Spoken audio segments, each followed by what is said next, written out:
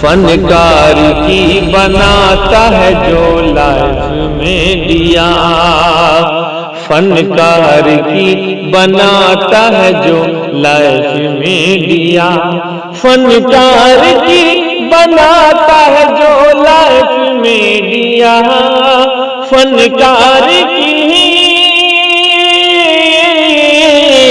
فنکار کی بناتا ہے جو لائف میں دیا، عمران بھائی کا ہے وہ بس کیف میں دیا، عمران بھائی کا ہے وہ بس کیف میں دیا، جی کیف میں دیا، کیف میں دیا، کیف میں دیا۔ میرے محترم بزرگوں، میں آپ کو بتا دوں کہ شاعر و مقرر کو کب کہاں بلانا ہے، شاعر و مقرر کو کب کہاں بلانا ہے، جانتا ہوں محفل کو کیسے جگمگانا ہے، شاعر و مقرر کو کب کہاں بلانا ہے، جانتا ہوں محفل کو کیسے جگمگانا ہے، چاہے کتنا ہی بولوں کچھ فرق نہیں پڑتا، میرے پاس لفظوں کا ایک بڑا خزانہ ہے۔ میرے عزیز دوستو، پیارے بھائی اور بڑے بزرگوں، ہمارے بیچ بڑے بڑے موقر علماء کرام تشریف رکھتے ہیں۔ میں بلا تاخیر ایک ایسے عظیم شخصیت کو دعوت سخن دے رہا ہوں کہ ڈائس پر تشریف لائیں اور اپنے مواعظ حسنہ سے ہم سامعین کو نوازیں۔ میری مراد جناب حضرت مولانا مفتی سہیل صاحب دامت برکاتہم ہے۔ اس شعر کے ساتھ میں ان کا استقبال کرتا ہوں کہ شہنشاہ خطابت چلے آئیے، کہیے سبحان اللہ۔ یہ شعر دیکھیے گا، میں مفتی سہیل صاحب کے استقبال میں یہ شعر پڑھنا چاہتا ہوں کہ شہنشاہ خطابت چلے آئیے، شہنشاہ خطابت چلے آئیے، تاجدار فصاحت چلے آئیے، شہنشاہ خطابت چلے آئیے، تاجدار فصاحت چلے آئیے، لے کے گلزار طیبہ کے گل کی مہک، مشک بار خطابت چلے آئیے۔ حضرت مولانا مفتی سہیل صاحب دامت برکاتہم مائک پر۔ بسم اللہ الرحمن الرحیم۔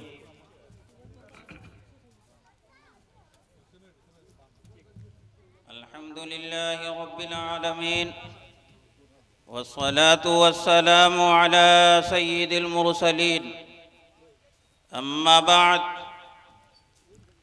فاعوذ باللہ من الشیطان الرجیم، بسم اللہ الرحمن الرحیم۔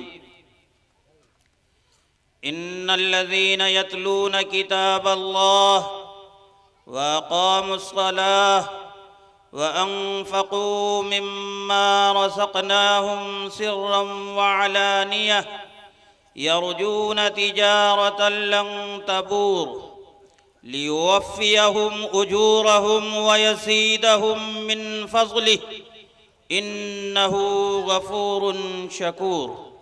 صدق اللہ العظیم۔ معزز سامعین، عزیز بچوں اور پردہ نشین خواتین، میری ماں اور بہنوں، قرآن کریم کی جن دو آیتوں کی تلاوت کی گئی ہے، میں مناسب سمجھتا ہوں کہ انہی دونوں آیتوں کی روشنی میں آپ حضرات سے کچھ دیر محو گفتگو رہوں۔ مفتی صاحب نے مجھے صرف 20 منٹ کا وقت دیا ہے۔ میرے لیے سعادت کی بات ہے کہ حضرت نے مجھے اپنے اس اجلاس عام میں دعوت دی اور مجھے کچھ کہنے کا موقع عنایت فرمایا۔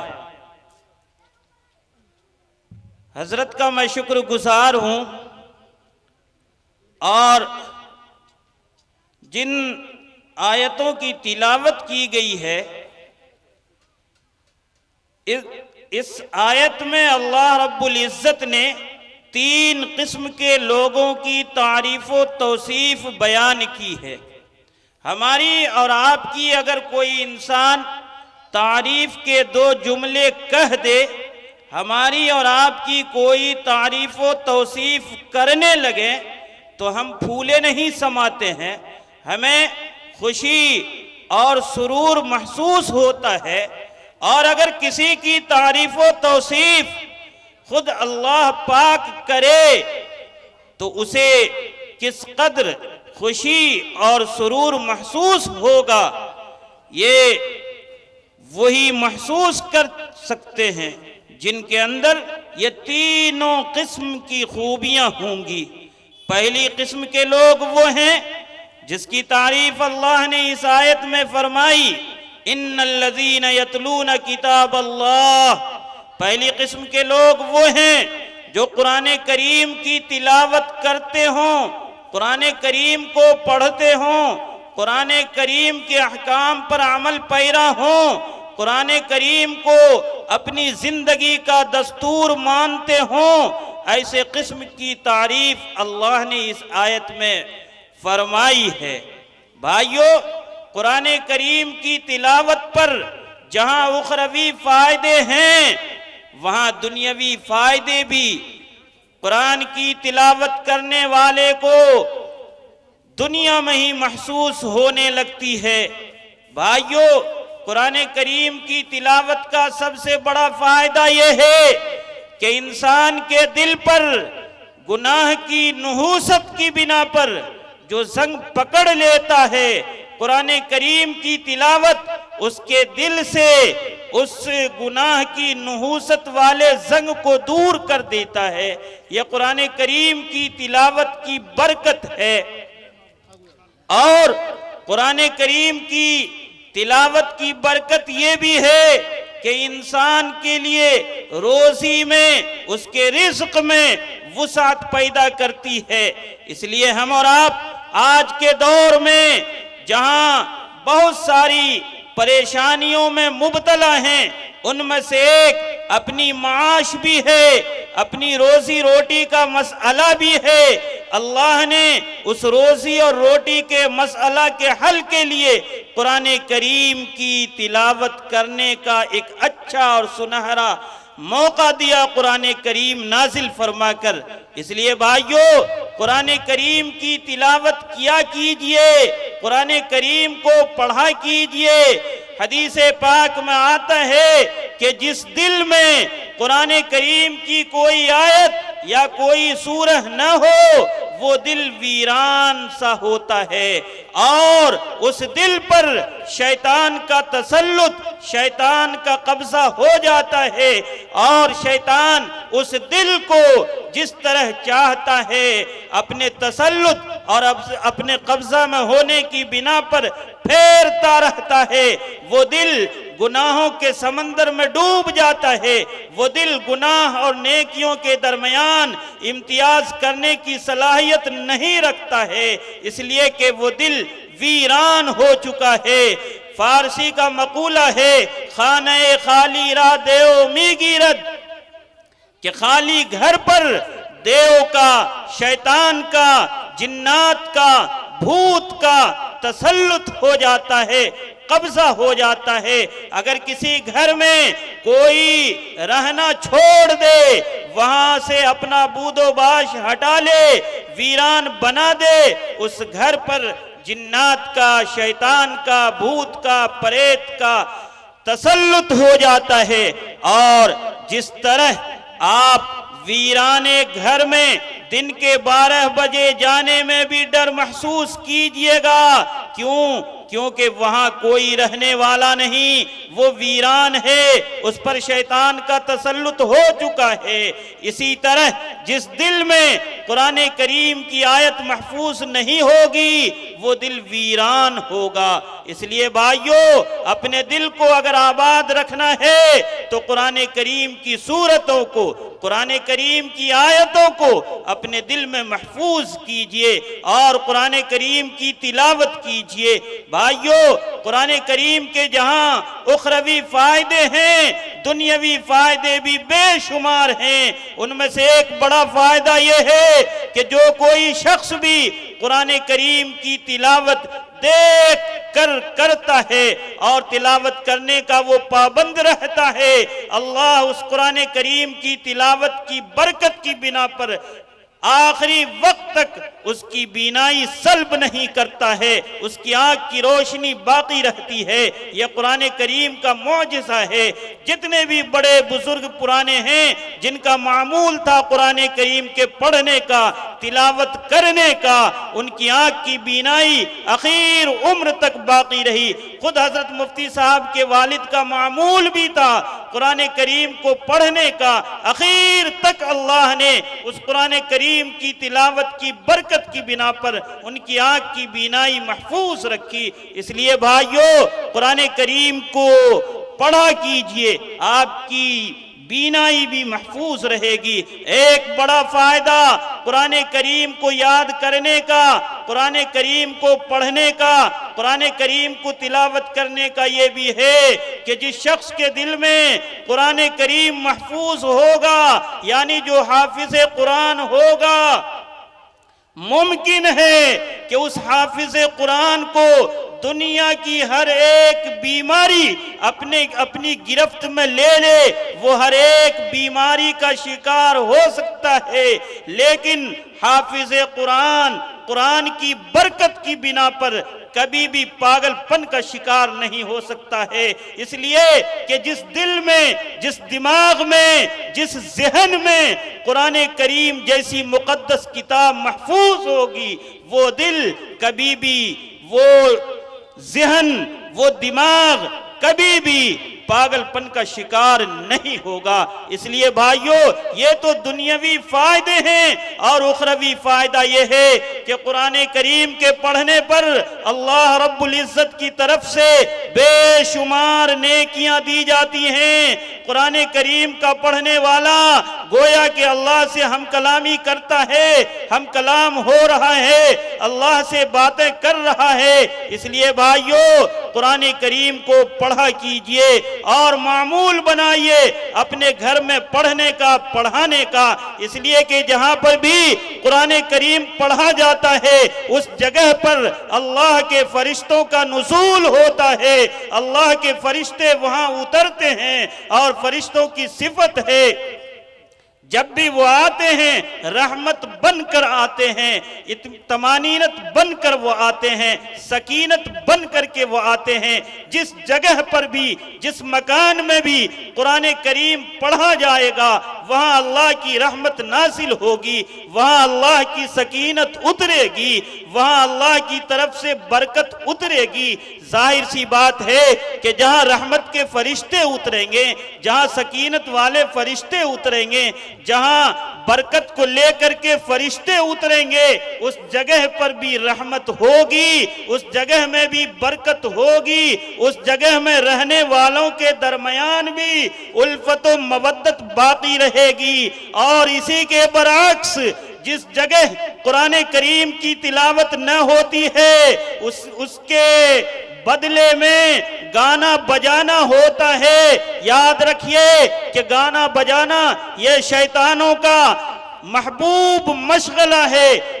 جس جگہ پر گانا بجانا ہوتا ہے وہاں شیطان اپنا ڈیرا جما لیتا ہے، وہاں شیطان اپنا گھر بنا لیتا ہے، اور شیطان کی خاص فطرت یہ ہے کہ شیطان آپس میں دوری پیدا کرا دیتا ہے۔ شیطان کی فطرت یہ ہے کہ وہ دو دلوں کے درمیان دوری پیدا کروا دیتا ہے۔ ہم اور آپ نے اپنے گھر سے قرآن کریم کی تلاوت کے معمول کو ختم کروا دیا، اور اس کی جگہ ہم نے گانا بجانا اور میوزک والا جو سسٹم ہے اس کو اپنے گھر میں رائج کر دیا۔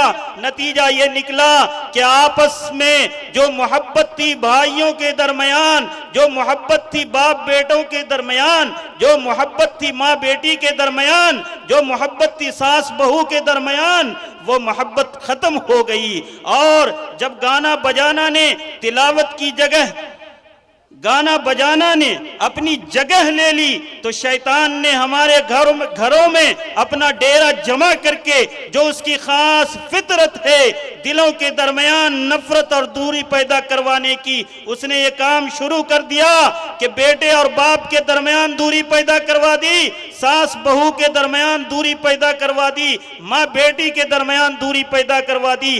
اور یاد رکھیے کہ اس دوری کی وجہ ہم اور آپ ہیں، اس لیے کہ قرآن کریم کی تلاوت کی بجائے ہم نے اپنے گھر میں موبائل کے ذریعے سے، ٹی وی کے ذریعے سے اور دوسرے جتنے موسیقی آلات ہیں ان کے ذریعے سے ہم نے شیطان کو اپنے گھر میں آنے کی دعوت دی، اور جس کا جو کام ہوتا ہے وہ اپنے کام پر مامور ہوتا ہے۔ شیطان کا کام ہے آپس میں نفرت پیدا کروانا، آپس میں دشمنی پیدا کروانا۔ اس لیے بھائیو، تو یہ بیج تو ہم نے خود بویا اپنے گھر میں کہ ساس بہو کے درمیان دوری ہونے لگی، آپ گھر کے جتنے بھی افراد ہیں سب میں دوری ہونے لگی۔ اس لیے بھائیو، اگر آپ دنیاوی فائدہ چاہتے ہیں کہ آپس میں جتنے آپ کے گھر کے افراد ہیں سب میل محبت سے رہیں تو قرآن کریم کی تلاوت کو رائج کیجیے اپنے گھر میں۔ جب بھی آپ صبح کو اٹھیں آپ نماز کے بعد قرآن کریم کی تلاوت کا معمول بنائیے، اور اپنے گھر کی عورتوں کو بھی تلاوت قرآن کرنے پر ان کو آمادہ کیجئے، ان کو ترغیب دلائیے، اس لیے کہ وہاں پر جب تلاوت ہوگی اللہ کی رحمت، اللہ کی سکینت، اللہ کی طرف سے طمانینت آپ کے گھر میں نازل ہوگی، آپ کی روزی میں بھی برکت ہوگی اور آپس میں محبت بھی برقرار رہے گی۔ اس لیے بھائیو، سب سے پہلی قسم کے لوگ وہ ہیں جو قرآن کریم کی تلاوت کرتے ہیں۔ اللہ نے ایسے شخص کی تعریف و توصیف بیان فرمائی ہے۔ دوسری قسم کے لوگ وہ ہیں وَأَقَامُوا الصَّلَاةَ، جو نمازوں کی پابندی کرتے ہوں۔ بھائیو، نمازوں کی پابندی کرنا یہ ایمان والوں کا تشخص ہے، یہ ایمان والوں کی شناخت ہے، یہ ایمان والوں کی پہچان ہے۔ اس لیے کہ مسلمانوں کے علاوہ جتنے بھی مذہب کے ماننے والے ہیں ان لوگوں کے اندر اپنے عبادت کرنے کے خاص طریقے ہیں، اور جتنی بھی عبادتیں ہمارے اس مذہب اسلام میں ہیں دوسرے مذہبوں میں بھی ہیں۔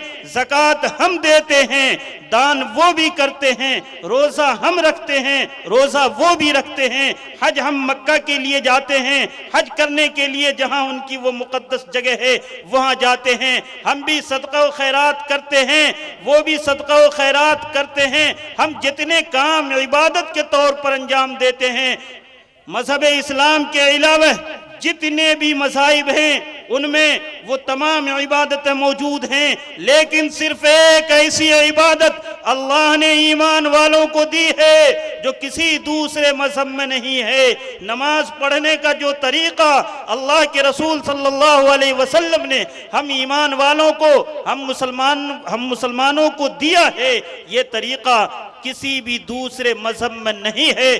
آپ ہمارے ہندو بھائیوں کو دیکھ لیجئے، وہ روزہ بھی رکھتے ہیں، مال بھی خرچ کرتے ہیں، اپنی مقدس جگہ کی زیارت کے لیے حج کا یاترا بھی کرتے ہیں، لیکن نماز وہ نہیں پڑھتے، اللہ کے لیے وہ سجدہ ریز نہیں ہوتے، زمین پر وہ ماتھا نہیں ٹیکتے۔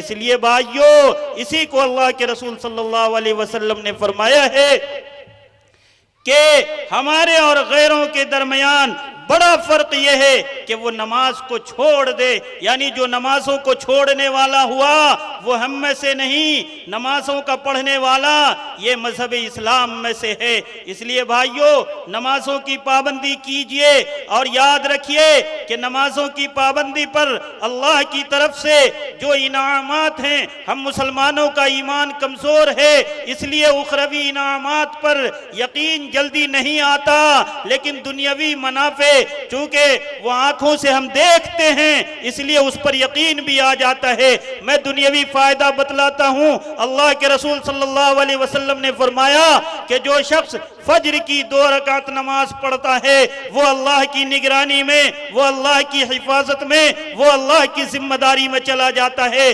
بھلا بتلائیے کہ ہم میں سے کون سا شخص ایسا ہے جو یہ نہیں چاہتا ہو کہ اس کا محافظ اللہ بنے، اس کا نگراں اللہ بنے، اس کا دیکھ بھال کرنے والا اللہ بنے؟ کون ہے جو نہیں چاہتا ہے کہ ہماری حفاظت کرنے والا کوئی ہو؟ اس لیے بھائیو، اگر آپ نے صبح میں فجر کی 2 رکعت نماز پڑھ لی تو آپ اللہ کی نگرانی میں، آپ اللہ کی حفاظت میں، آپ اللہ کی دیکھ بھال میں چلے گئے۔ اب آپ کا کوئی بھی کسی طرح کا نقصان نہیں پہنچا سکتا ہے، اب آپ کو کوئی بھی کسی طرح کا بال بیکا نہیں کر سکتا ہے، اس لیے کہ آپ نے خود کو اللہ کی حفاظت میں دے دیا۔ اس لیے بھائیو، صبح کو اٹھئے، سب سے پہلے آپ فجر کی نماز پڑھئے، آپ پورے دن کے لیے اللہ کی حفاظت میں، اللہ کی نگرانی میں، اللہ کی ذمہ داری میں چلے گئے۔ اللہ کے رسول صلی اللہ علیہ وسلم نے فرمایا کہ جو کوئی شخص فجر کی نماز سے پہلے 2 رکعت سنت پڑھ لیتا ہے، گویا کہ اس نے دنیا اور دنیا کے اندر جتنی چیزیں ہیں ان تمام چیزوں کو حاصل کر لیا۔ یہ تو اخروی فائدہ ہوا۔ اس لیے بھائیو، نمازوں کی پابندی کیجئے، نمازوں کو پڑھا کیجئے۔ نمازوں کے پڑھنے سے آپ کی روزی میں برکت ہوگی، نمازوں کے پڑھنے سے آپ کے چہرے پر صلحہ والا نور اللہ عطا فرمائے گا، نمازوں کے پڑھنے سے اللہ رب العزت کا قرب نصیب ہوگا، نمازوں کے پڑھنے سے آپ اللہ کے خاص محبوب ترین بندوں میں شامل ہو جائیے گا۔ یاد رکھیے کہ بے نمازی کو زمین بھی اپنے اندر دفن ہونا پسند نہیں کرتی ہے۔ حضرت عمر فاروق رضی اللہ تعالی عنہ کے زمانے کا واقعہ ہے کہ ایک بڑھیا تیل لے کر شیشی میں جا رہی تھی، راستے میں ٹھوکر لگی، شیشی والا وہ تیل گر گیا اور زمین ہر بہنے والی چیز کو جذب کر لیتی ہے، سوکھ لیتی ہے، اپنے اندر سمو لیتی ہے۔ اس بڑھیا کے ہاتھ سے وہ تیل گرا، زمین نے اسے جذب کر لیا، زمین نے اسے سوکھ لیا، زمین نے اپنے اندر سمو لیا۔ وہ بڑھیا اس وقت کے خلیفۃ المسلمین حضرت عمر فاروق رضی اللہ تعالیٰ عنہ کے دربار میں حاضر ہوئی اور یہ شکایت کی کہ امیر المومنین، آپ کے دور خلافت میں میرے ساتھ ظلم ہوا۔ حضرت عمر فاروق رضی اللہ تعالیٰ عنہ نے پوچھا کہ بڑھیا کس طرح کا ظلم ہوا؟ بڑھیا نے کہا کہ آپ کی دور خلافت میں میرے تیل کو زمین نے جذب کر لیا، زمین نے پی لیا، مجھے وہ تیل واپس لا دو۔ حضرت عمر فاروق رضی اللہ تعالی عنہ بھی چونکہ خلیفۃ المسلمین تھے، جناب محمد رسول اللہ صلی اللہ علیہ وسلم کے تربیت یافتہ تھے، صحبت یافتہ تھے، انہوں نے فوراً زمین کو حکم دیا کہ زمین تو اس بڑھیا کے تیل کو واپس کر دے، نہیں تو میں تیرے اندر کسی بے نمازی کو دفن کر دوں گا۔ زمین نے فوراً اسی وقت اس بڑھیا کے تیل کو واپس کر دیا، لیکن یہ پسند نہیں کیا کہ میرے اندر کوئی بے نمازی دفن ہو۔ اس لیے بھائیو، بے نمازیوں سے زمین بھی پناہ مانگتی ہے، بے نمازی کو زمین بھی اپنے اندر دفن ہونا پسند نہیں کرتی ہے۔ اس لیے ہم اور آپ نمازوں کی پابندی کریں۔ اگر نمازوں کی پابندی کریں گے تو ہم صلحاء کے ساتھ ہوں گے، بزرگان دین کے ساتھ جنت میں ہوں گے، اللہ والوں کے ساتھ جنت میں ہوں گے۔ اور اگر نہیں ہم نے نمازوں کی پابندی کی تو یاد رکھیے کہ پھر ہمارا حشر قارون کے ساتھ ہوگا، فرعون کے ساتھ ہوگا، اس قارون کے ساتھ جس کو اللہ نے زمین میں زندہ دھسا دیا تھا، اس فرعون کے ساتھ ہوگا جس کو اللہ نے بہتی ندی میں ڈبو دیا تھا۔ اس لیے بھائیو، دوسری قسم کے لوگ وہ ہیں جو نمازوں کی پابندی کرتے ہوں، اور تیسری قسم کے لوگ وہ وَأَنفَقُوا مِمَّا رَزَقْنَاهُمْ سِرًّا وَعَلَانِيَةً کہ جو کچھ بھی اللہ نے مال و دولت دیا ہے اس میں سے وہ خرچ بھی کرتے ہوں۔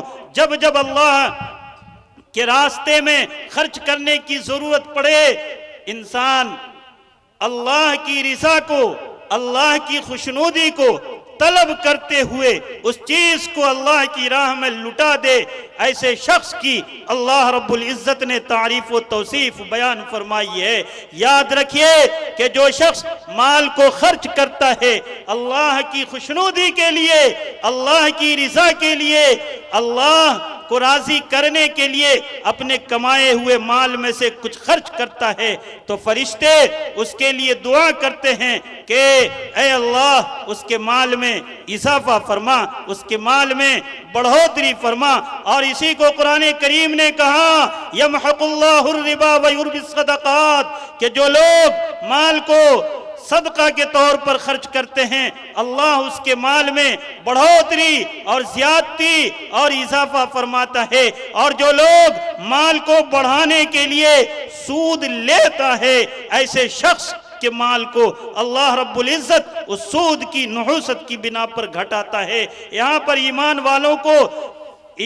والوں کو ایک بڑا چیلنج ہے کہ نظر کچھ دیکھ رہی ہے، خبر کچھ کہہ رہی ہے، اگر ایمان مضبوط ہے تو اس آیت پر یقین رکھنا ہوگا کہ صدقہ سے مال بڑھتا ہے اور سود سے مال گھٹتا ہے۔ اس لیے بھائیو صدقہ کیا کیجئے، اللہ نے فرمایا سرًا وعلانیہ کہ کھل کر کے بھی اور چھپا کر کے بھی، ایسی جگہ پر جہاں آپ دکھلا کر کے صدقہ دے سکتے ہیں وہاں پر دیجئے، اگر وہاں پر ضرورت پڑے دکھلانے کی کہ آپ دے رہے ہیں، دوسرا جو مالدار ہے بخیل ہے وہ نہیں دے رہا ہے، آپ کے دینے کی وجہ سے کہیں اس کے دل میں بھی جذبہ پیدا ہو جائے، اس لیے ایسی جگہوں پر آپ مال کو دکھلا کر کے دیجئے۔ جیسے مسجد کا چندہ ہوتا ہے، مسجد میں لکھایا جاتا ہے، اگر کوئی آپ کے گاؤں کا، آپ کے محلے کا، آپ کی مسجد کا مقتدی ایسا ہے جو بخیل ہے، کنجوس ہے، ایسے شخص کی موجودگی میں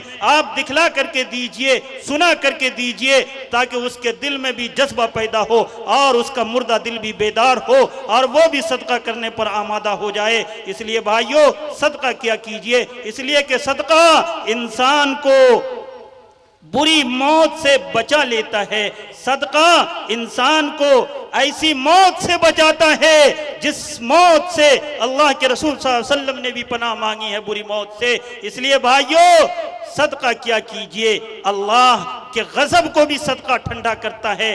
آج کے دور میں اللہ کے غضب کے شکار ہم مسلمان ہیں، اور اسی کا یہ نتیجہ ہے کہ ظالم حکمراں ہمیں پریشان کر رہی ہے، چونکہ اللہ ہم سے ناراض ہو چکا ہے۔ اللہ کو راضی کرنے کا ایک طریقہ یہ بھی ہے کہ انسان صدقہ و خیرات کرے، چونکہ جب انسان صدقہ و خیرات کرتا ہے تو اللہ کا غضب اور اللہ کا غصہ اور اللہ کا قہر جو نازل ہونے والا ہوتا ہے، یہ صدقہ اس قہر کو، اس غضب کو، اس غصہ کو ہٹا دیتا ہے۔ اس لیے بھائیو آج کے دور میں صدقہ و خیرات کیا کیجئے۔ اللہ رب العزت نے ان تینوں قسم کے لوگوں کی تعریف و توصیف بیان فرمائی ہے۔ اللہ مجھے اور آپ کو تلاوت قرآن کا عادی بنائے، نماز کا پابند بنائے، آمین۔ صدقہ و خیرات کرنے کا جذبہ اللہ رب العزت عطا فرمائے، آمین۔ وآخر دعوانا ان الحمدللہ رب العالمین۔